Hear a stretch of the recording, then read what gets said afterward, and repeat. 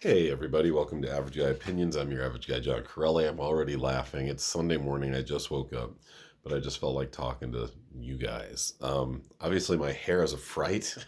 It looks very greasy. It's kind of a mess. I don't know what the hell happened last night. I wasn't on a bender, I swear. I did have a couple glasses of wine, and I noticed that as I get older, I don't know if this is true for my middle-aged fans, if I have any, as you get older, and I'm sorry I sound like crap. Like I said, I woke up about 10 minutes ago. I've had coffee, but my sinuses haven't cleared out yet. Welcome to the average morning of an average guy who's 56 years old. Uh, but I'm in a goofy, silly mood, so I thought I'd share that with you. But yeah, this side, my left nostril or sinus is completely, feels like it's packed with cotton. So my voice is even more Garfield like than usual. Um, and I just thought of a joke that I'm happy with. So, as many of you know, um, I have a great relationship with my ex-wife. I describe it as weird when I tell people about it. I go, "This is weird," and they're like, "Yes, we agree. It is weird." She comes over pretty much every weekend. Often spends the night on both Friday and Saturday nights. She now doesn't work Fridays, so she came over Thursday night and she stayed Friday night too, and she left yesterday, which was Saturday. Obviously, today's Sunday morning, as I mentioned in the beginning, I think. Um, and it's just great to have this person as your friend. And I know it is a weird way to look at it. It's odd to have somebody you loved and then I never hated her. She may have hated me briefly. I don't blame her. As I've probably mentioned in a past video that I cheated on her. I went outside the relationship to look for physical gratification. I didn't do it rampantly, but I did do it with one person. One person was enough. I'm not going to put it all on me. My At the time, she did not care about that, and I was a very good husband and father, and felt like I kind of earned a good sex life, and she disagreed, and just it wasn't in her makeup. But the joke I thought of, this is a fucking mess in the morning, man. I shouldn't have started this 10 minutes after. I still need an extra time. I got hairs in my mouth, probably cat hair from my furry buddy Eli, my long-haired, part Maine Coon cat mess of a cat. Anyway, my joke is when you get married, guys, think ahead. When you propose to the woman that you're going to marry, think way ahead.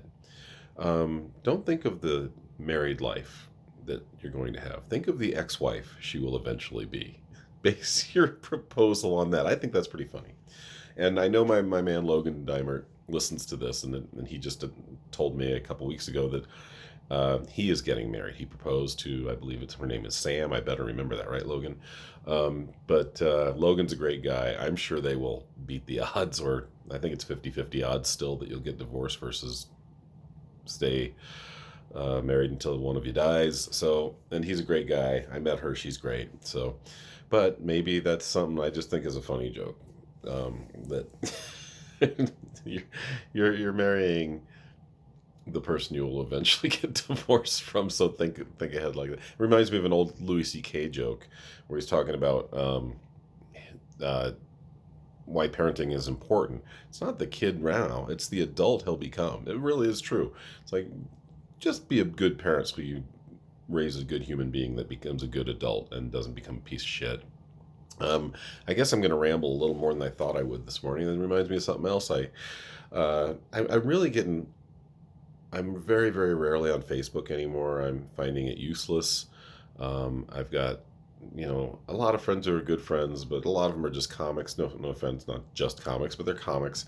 And I think most of them have friended me because I used to create shows, and I really don't do that anymore. I think that's the only reason they friended me is because they want to get on a show, which is fine. I get that.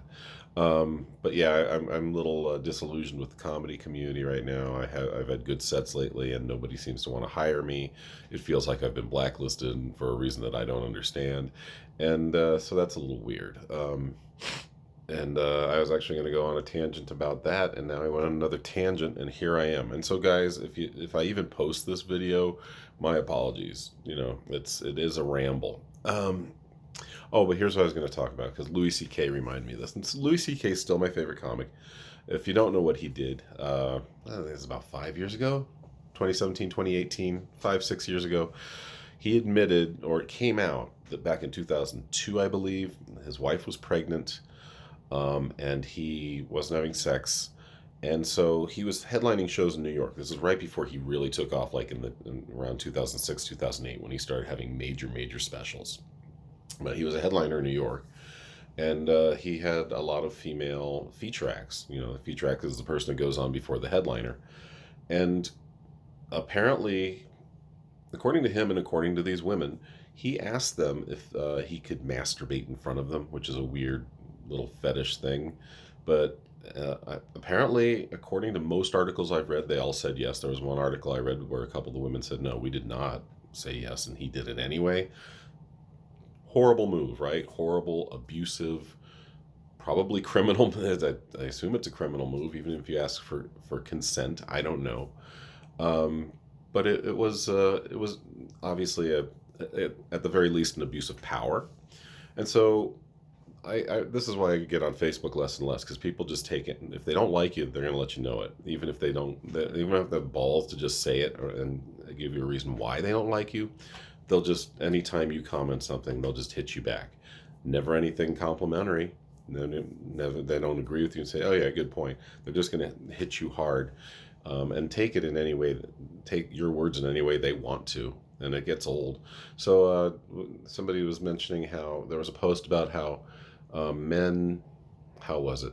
Oh, women choose the bear. I don't know if that seems like a thing that it was either on X, Twitter, or whatever we're calling it, Instagram. It said something like, "There's a reason women choose the bear," right? And that's in the scenario where they got to choose a grizzly bear or a man. They often choose the bear because the man is just as, if not more dangerous. And I said statistically, yes. And Louis C.K. did a joke about this years ago where he said, um, yeah, statistically, the biggest killer of men is women. And so I quoted that, and then I said, yeah, I don't understand what men are, because there are men bitching about the quote and saying, oh, we're pretty great, and I don't understand, not me, and getting defensive. And I said, I don't understand why men as a whole are getting defensive when this is a true statement. And so those were the two sentences I said, the Louis C.K. sentence and admitting to the, yeah. And so one of my detractors, and I'll say her name because who cares? Her name is Jill Tassie. She's a comic. She doesn't like me. I don't give a shit. This isn't slander because it's true. Because every time she's interacted with me on Facebook, it's been negative. So I can't do any right by her, which is fine. I don't care anymore. But she said, well, that's an odd choice considering what he did. And I don't remember anything else she said, but she completely ignored the second sentence of what I said. Yeah, maybe it was an odd choice to choose Louis C.K. as a defender of women, especially in considering what he did, which I mentioned a couple minutes ago. But he did also is very realistic and understands that he knows that. He knows that men are the biggest danger to women. That's just a statistic, right? And a very true and horrific statistic. We should be well, I think we're also the biggest defenders of women, statistically, but we're also the biggest danger to women, which is not anything for us to be proud of. And so she said, odd choice, and considering, the other thing she said, considering he's the reason we choose the bear. And kind of made it sound like I was on the Louis C.K.'s side in the whole masturbation thing. And I wasn't. I'm not, and I didn't defend that at all. All I said was a bit he said, and I also said that most of what we do is indefensible. I didn't respond, but what I wanted to say, because I'm done arguing on Facebook. But I wanted to say, did you even read the fucking second sentence of the comment, Jill, where I said most of what we do? I said this is indefensible, or I can't even remember the actual words now, but yes, Louis C.K. made a comment on this years ago. Here's the second part. Can you read everything and read into context? Because I consider most comics intelligent people that'll take words and in their context and try to understand what the guy was trying to say. Was I defending Louis C.K.? By no means. And what he did? By no means. I took a bit of his and said, hey, here's what's relevant to the post, saying, yes, we are the biggest danger to women, and there's a reason to choose the bear. But yeah, people are going to take your words. They're going to do what they want with them, and it sucks. And you just got to move on. I don't know if I have moved on yet, considering I spent about half of this video talking about that. Anyway, this has been quite a ramble. I'm going to end this here. I probably will post it anyway because some people like what I got to offer. Then I'll talk about some other things. Another thing having to do with Logan Dimert, who's a great guy, and I want to become better friends with him, even though we're like 25 years apart in age. He's a great guy, and I'm going to talk a little more about you, Logan, because you're one of my big listeners. All right, talk soon, guys.